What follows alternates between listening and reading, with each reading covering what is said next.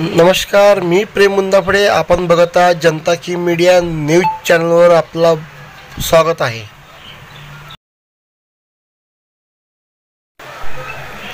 बहुजन नायक मान्यवर साहब काशीराम जी के परिनिर्वाण के उपलक्ष्य में सामाजिक न्याय सभा ली गई है. इस सभा में माननीय विनय रतन सिंह जी राष्ट्रीय अध्यक्ष भीम आर्मी के यहाँ उपस्थित थे. भीम आर्मी के राष्ट्रीय अध्यक्ष रतन सिंह जी ने पूरे कार्यकर्ता व पदाधिकारी साथ में आढावा बैठक ली गई है. इसी बैठक में नारा रोड उत्तर नागपूर येथील 130 एकड़ के डॉक्टर बाबा साहब अम्बेडकर इंटरनेशनल पार्क के आरक्षित जागे पे यह आंदोलन के दौरान ने सबको भेंट धन्यवाद संचालन महोदय का कि आपने इतना अच्छा संचालन किया. देखिए, हमारी समस्याओं का एक ही समाधान है, लोकतंत्र. और ये जमीन है ही नहीं तो बुरी है. इस देश में ना जाने कितना एकड़ जमीन है तो दबी हुई है इस पुरखों के नाम के. तो एक छोटा सा भाग है. देखो भाई, एक चीज समझ लो, अगर हम अपनी जगह भी नहीं ले सकते तो हमसे बड़ा निकम्मा कोई है नहीं. बात पूरी है, हकीकत है.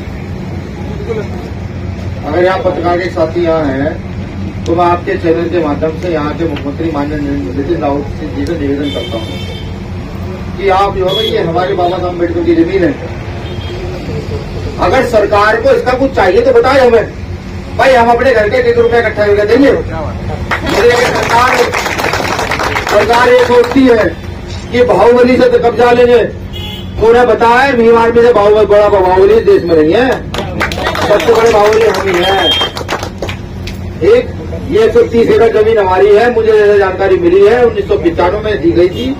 2002 में इसका सत्यापन हो गया, दे दी गई कि यहाँ बाबा साहब का पार्क बने तो यहाँ बाबा साहब अम्बेडकर का पार्क ही बनेगा. मैं कहता हूँ भीम आर्मी के लोगों से, कल यहाँ 1 घंटा लाए भीम आर्मी का और गाड़ दो. अंदर किसकी थी आएगा तो झंडे को उखाड़ के दिखाए.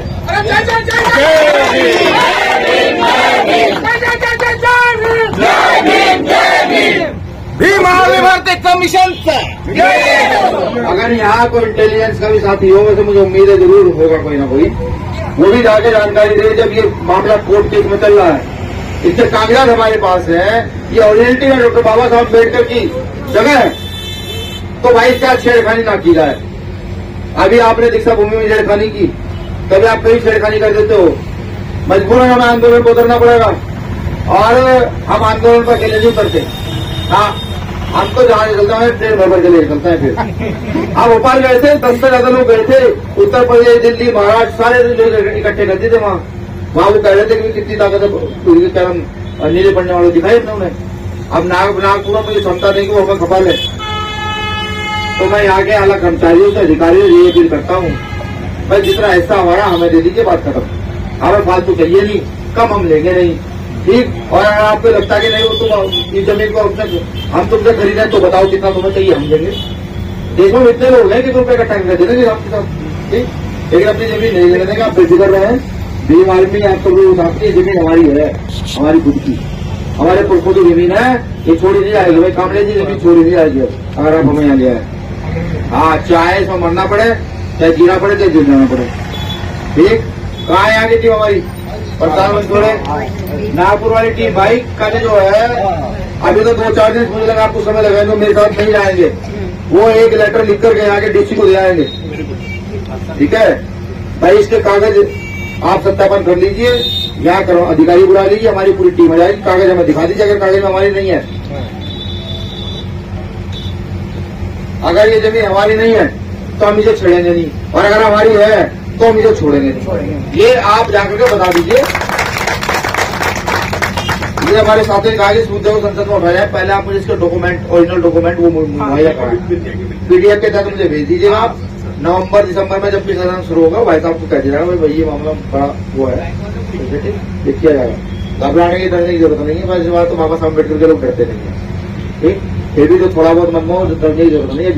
हम आए हैं तो वैसे ही वो लोग हमसे 4 कदम दूर रहते हैं, ठीक. उन्हें बता दो, चुनाव तो होते रहता है. तो बाबा साहब अम्बेडकर ने ऐसा प्रावधान दे दिया, हर साल आएंगे, ठीक। लेकिन अपने हक अधिकारों के लिए लड़ना हमने सीखा, वही हम लड़ रहे हैं, ठीक।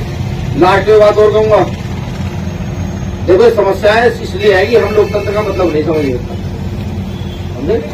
अब हम सबको एकजुट होकर के मौजूदा समय में, देखो बाबा साहब अम्बेडकर चाहते तो वो सिर्फ इस देश में अमेरिका की तरह 2 पार्टियों को वो दे जाते अधिकार, लेकिन उन्होंने लिखा कि चाहे जितनी पार्टियां बना लो, जितने संगठन बना लो, कोई दिक्कत नहीं है, लेकिन हमें मौजूदा समय की रजा के समझनी पड़ेगी कि इस समय ताकतवर कौन है। कभी आर पे ताकतवर थी, हमारे पुरखों ने अपना लोहा बनवाया, ठीक। आज तमाम सामाजिक संगठन हमारे ताकतवर है, पुरखों ने लोहा बनवाया। आज भीम आर्मी ताकतवर है, तो हम सबको भीम आर्मी के साथ चलना है, कल कोई और ताकतवर होगा उसके साथ चलेंगे। ये समय की मांग है और ये हमें समझनी पड़ेगी। हम सब पढ़े लिखे लोग हैं। ये तो देखो 130 एकड़ जगह है हमारी, ये अगर हमारे पास होती, इसका सौंदर्यकरण हुआ होता और हमारी समाज 30 एकड़ में होती, तो हम पूरा तो महाराष्ट्र और पूरा मध्य प्रदेश और इधर से छत्तीसगढ़, यहाँ इस जमीन में हम लाखों लोगों की सेवा कर सकते थे। उनका मतलब समझो, वो हमारी जमीनें छीन इसलिए रहे हैं कि हमारे पास पहले तो रहने के लिए मकान है नहीं, इतने से मकान है, 10-10 लोग हम हैं। वो ऐसी जगह हमारी इसलिए छीन रहे हैं कि आने वाले समय में हमें उन्हीं के सामने हाथ फैलाना पड़े कि भाई हमें जगह दे दो किराए पे। जगह हमारी, पुरखे हमारे और किराया उन्हें देंगे। इस चीज को समझो। इस चीज को अगर मैं जोड़ू अपने पुराने आंदोलन से, जब यहाँ बौद्धों के 10वें राजा वैद्यरथ की हत्या हुई थी, आप लोगों ने इतिहास नहीं पढ़ा, जाए पढ़िएगा। जब उसकी हत्या हुई थी तो सब कुछ छीन लिया गया था, सब कुछ। बौद्धों के सिर काट काट के गिरे गए थे, समझे। वो इतिहास, वो ये सब ये जुड़ा हुआ एक इतिहास है। ये वही तो घटना है कि फिर से दिन छीनी जा रही है और वो मौन है। नागपुर के लोग घर घर जाओ, प्रचार करो, ठीक है। और कम से कम हफ्ते में 2 दिन यहाँ आओ, अपना खाना लेकर के घर से, यहाँ बैठ के खाओ, यहीं बैठ के खाओ। ये कोई ज्यादा वो है, मैं लिख कर देता हूँ, 10 दिन बैठ जाओ, सारे को तुम लोगों को साफ करा दो। सब जहां तक 130 में होगी ना, फावले सारे को साफ करा दो आप ही लोगों, समझ जाओ। तो यहाँ आओ, यहाँ आकर रुको, बैठो, कुछ नहीं होगा। क्या होगा? पुलिस आएगी, ठीक है, जेल चलना चल, जेल तो घर है। पर बाबा साहब के लोगों का जेल तो घर ही है, और कहाँ ले जाएगी पुलिस? चलो, मैं तो जेल जाता हूँ तो पढ़ता हूँ, वहाँ बहुत सुकून मिलता है। बाहर रहता हूँ, पढ़ने को नहीं मिलता। वहां जाता हूँ तो पढ़ता हूँ। हाँ, बाबा साहब को पढ़ना जानने का वही मौका मिला मैं तो बाबा साहब को। तो इसलिए बेफिक्र रहे, पूरी ताकत लगाई बीमार में। भाई साहब यहाँ आएंगे तो मैं उन्हें भी कहूंगा, भाई आप एक स्टेटमेंट वहाँ का भी वो करके दे दें। बहन जी आप डॉक्यूमेंट भिजवाइएगा, ठीक है। हाँ, लीगल डॉक्यूमेंट जो है वो आप एक PDF बनाएंगे, वो भेज दीजिएगा, ठीक है। धनवान जी,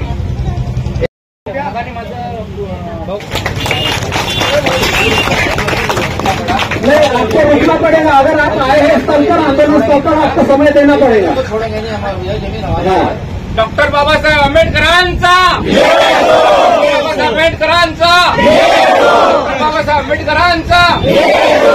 इसके बाद महाराष्ट्र के प्रभारी अनिल बेनीवाल जी, आपकी भीम आर्मी के सदस्य कहते हैं,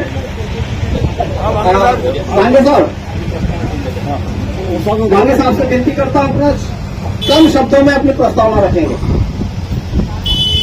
हमें बड़ी खुशी हो रही है कि भीम आर्मी के, महाराष्ट्र के और देश के, जब हमारी रिपब्लिकन पार्टी ऑफ इंडिया इस भारत में काम कर रही थी बाबा साहब के नेतृत्व में, तो हम सब लोग आजाद थे।